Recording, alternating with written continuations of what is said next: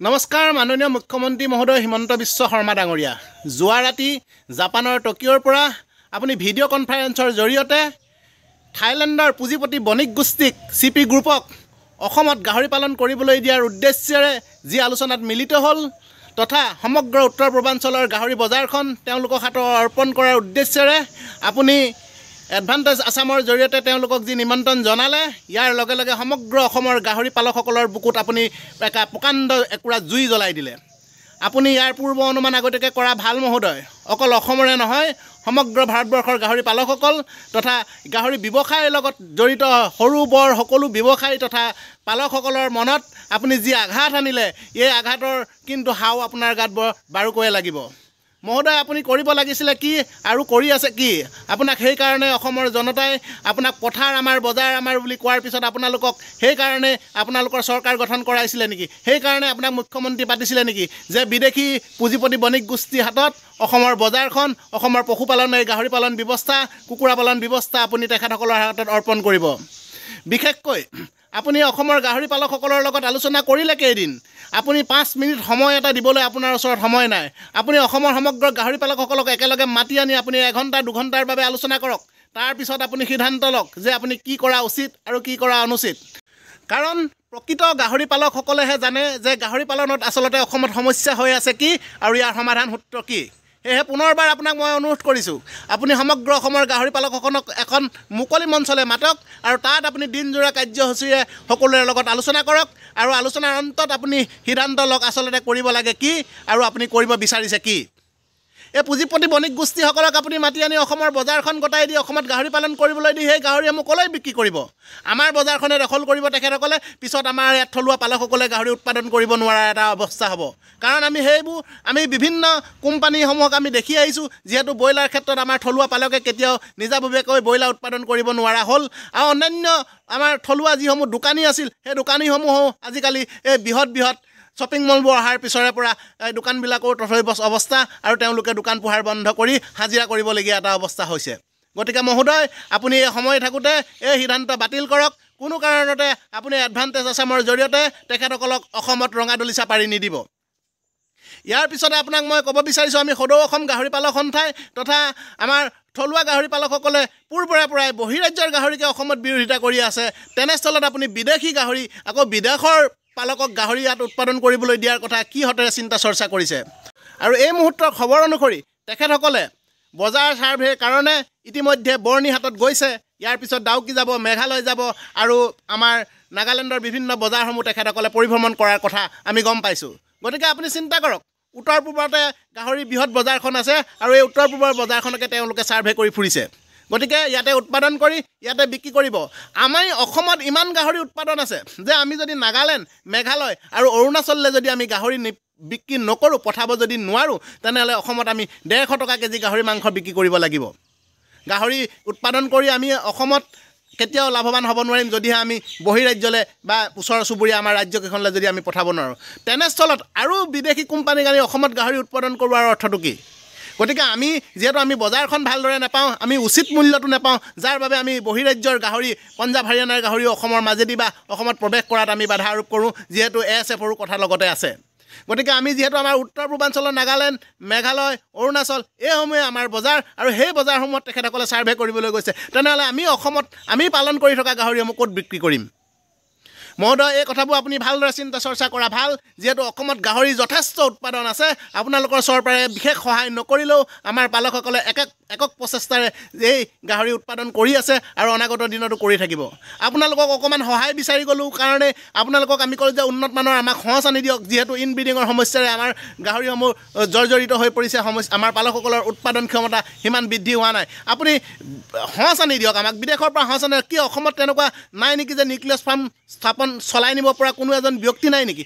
নাই যদি আপুনি বিদেশৰ পৰা দৰমহা দি তেনেকুৱা নিউক্লিয়াছ ফাৰ্ম চলাব পৰা বিশেষজ্ঞক আনি দৰমহা দি ৰাখক, কিন্তু বিদেশী পুঁজিপতি বণিক গোষ্ঠীক কেতিয়াও হাতত অৰ্পণ নকৰিব। এইটো লাজৰ কথা হ'ব, কিয়নো সমগ্ৰ ভাৰতবৰ্ষৰ গাহৰি গৱেষণা কেন্দ্ৰটো অসমতেই আছে। এই NRCP থকাৰ পিছতো যদি আমি বিদেশী কোম্পানীৰ শৰণাপন্ন হ'বলগীয়া হয় তেনেহ'লে ই অকল অসমৰে নহয় সমগ্ৰ ভাৰতবৰ্ষৰ বাবে ই আটাইতকৈ লজ্জাৰ কাৰণ হৈ পৰিব। কাৰণ ইমান ডাঙৰ এখন ভাৰত ৰাষ্ট্ৰৰ গাহৰি গৱেষণা কেন্দ্ৰ থকাৰ পিছতো আমি বিদেশী কোম্পানীৰ শৰণাপন্ন হ'বলগীয়া হৈছে। এইটো কম দুখৰ কথা হ'ব নেকি? গতিকে মহোদয়, সময় থাকোঁতে আপুনি সিদ্ধান্তসমূহ লওক।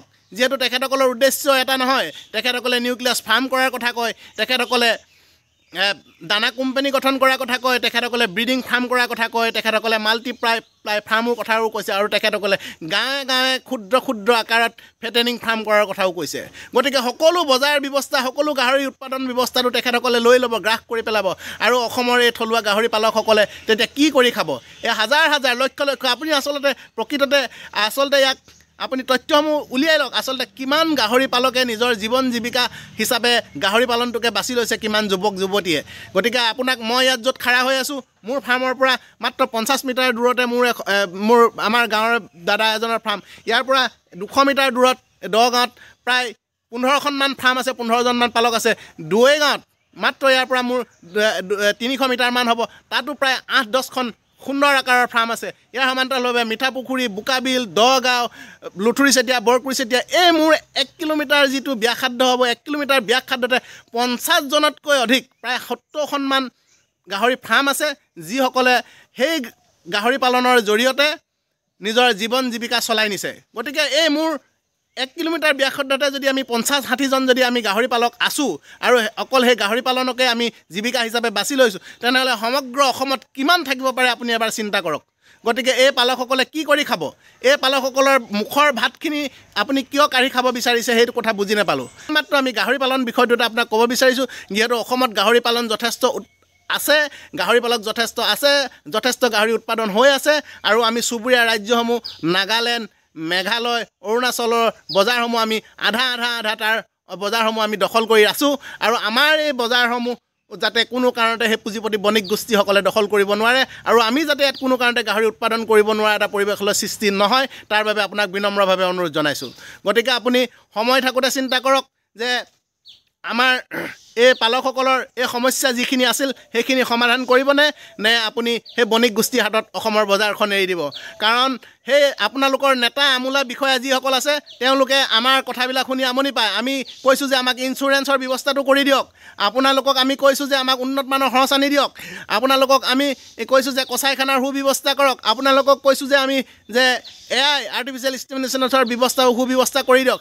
এইবোৰ ক্ষুদ্ৰ ক্ষুদ্ৰ কাম য'ত কেইলাখমান টকা খৰচ কৰিলে আপোনালোকে আমাৰ পালকসকলক সহায় কৰিব পাৰে, সেইখিনিকে সহায় কৰিবলৈ আপোনালোকে যদি অপাৰগতা, তেনেহ'লে মুকলিকে কওক, নালাগে আপোনালোকে আমাক সহায় কৰিব।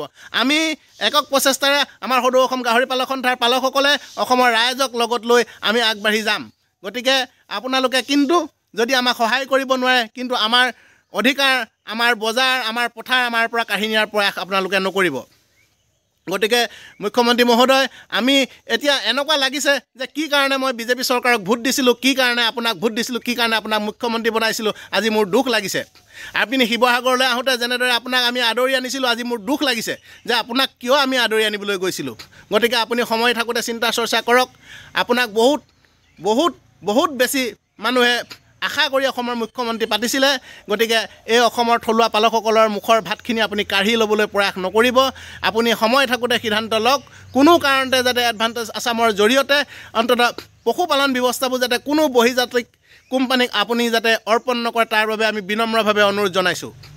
অকল অসমত বুলিয়ে নহয় মহোদয়, আপুনি ভাৰতবৰ্ষৰ এজন শক্তিশালী নেতা হিচাপে, উত্তৰ পূৰ্বাঞ্চলৰ নেতাৰ আহ্বায়ক হিচাপে আপুনি অকল অসমতেই নহয়, উত্তৰ পূৰ্বাঞ্চলৰ কোনো এখন ৰাজ্যত যাতে তেওঁলোকে এনেদৰে গাহৰি উৎপাদন কৰিব নোৱাৰে, তাৰ ব্যৱস্থা কিন্তু আপুনিয়েই ল'ব লাগিব।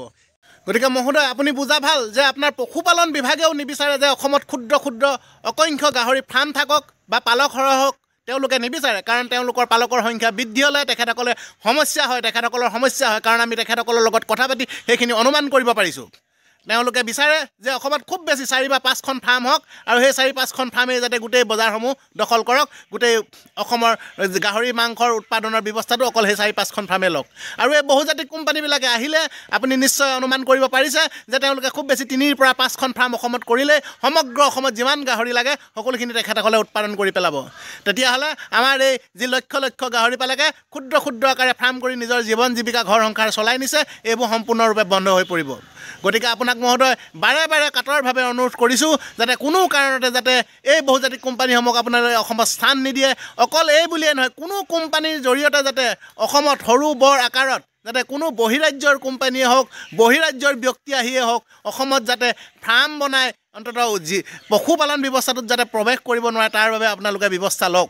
মহোদয় সম্পূৰ্ণৰূপে নিষিদ্ধ ঘোষণা কৰক। এনেকৈ কোম্পানীৰ জৰিয়তে গাহৰি পালনেই হওক, অন্য আন কিবা এতিয়া নতুনকৈ শুনিছোঁ ছাগলী পালন কৰিবলৈ দিব, গৰু পালন কৰিবলৈ দিব, ইত্যাদি ইত্যাদি বিভিন্ন ধৰণৰ কথাবোৰ শুনিছোঁ, যাতে ক্ষুদ্ৰ ক্ষুদ্ৰ পালকসকলে নিজৰ জীৱন জীৱিকা হেৰুৱাবলগীয়া নহয়, কোনো কোম্পানীৰ হাতলৈ যাতে এই গোটেই সম্পূৰ্ণ পশুপালন ব্যৱস্থাটো গুচি নাযায়, তাৰ বাবে আপুনি মুখ্যমন্ত্ৰী মহোদয় আপুনি ব্যৱস্থা লোৱা উচিত।